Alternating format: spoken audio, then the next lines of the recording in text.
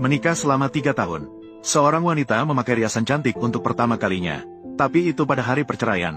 Saat dia berjalan ke pintu biro urusan sipil.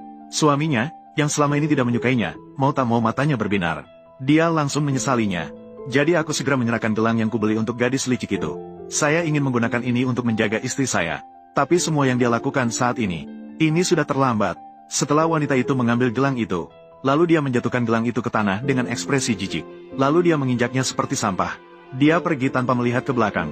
Sampai saat itu, barulah sang pria menyadari bahwa istrinya kali ini bertekad untuk bercerai. Namun, semua ini salahnya sendiri. Ternyata wanita tersebut adalah cucu dari Sun An, cucu orang terkaya di Dubai. Saat itu, dia menyembunyikan identitasnya dan menikah dengan pria demi cinta. Selama 3 tahun dia bekerja sebagai sapi dan kuda di rumah seorang pria. Melayani keluarga mereka seperti seorang pengasuh. Ia bahkan diam-diam membantu suaminya sukses dalam karirnya. Saya berpikir bahwa kerja keras saya akan membawa kebahagiaan. Tak disangka, balasan yang didapatnya adalah segala macam rasa jijik dari suaminya. Aku bahkan belum pernah tidur dengannya selama 3 tahun terakhir.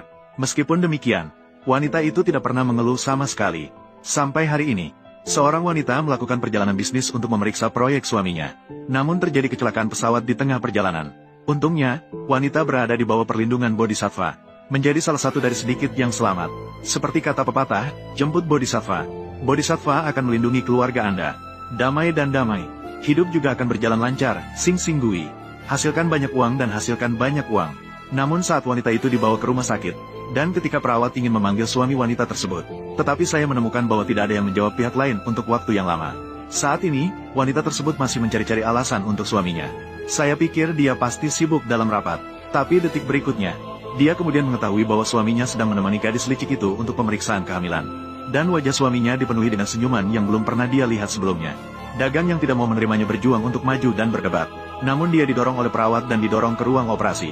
Ketika saya melewati suami saya, namun sang suami masih khawatir jika bertemu dengan gadis licik. Dia melindunginya dengan penuh pertimbangan. Dia bahkan tidak melihat bahwa orang yang tergeletak di tandu itu adalah istrinya. Beruntung wanita tersebut hanya mengalami sedikit luka di kulit. Saat dia terlatih tati pulang, hanya nenek yang berinisiatif untuk peduli padanya. Namun ibu mertua saya menampiknya. Dia bahkan mengolok-olok. Hanya sedikit cedera. Apa gunanya bersikap sok? Anda, nenek, mama, saya sedikit lelah. Ah, bagus. Kalau begitu pergi dan istirahatlah dengan cepat. Tunggu sampai wanita itu kembali ke kamar tidur. Dia mengambil foto pernikahan. Mau tidak mau, dia berpikir keras. Pengkhianatan pernikahan ini, apakah masih layak untuk disyukuri? Kali ini, sang suami akhirnya kembali ke rumah.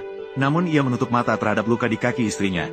Dia bahkan bertanya padanya mengapa dia kembali begitu terlambat. Lihat ini. Wanita itu mengira dia telah ditinggalkan selama 3 tahun penuh.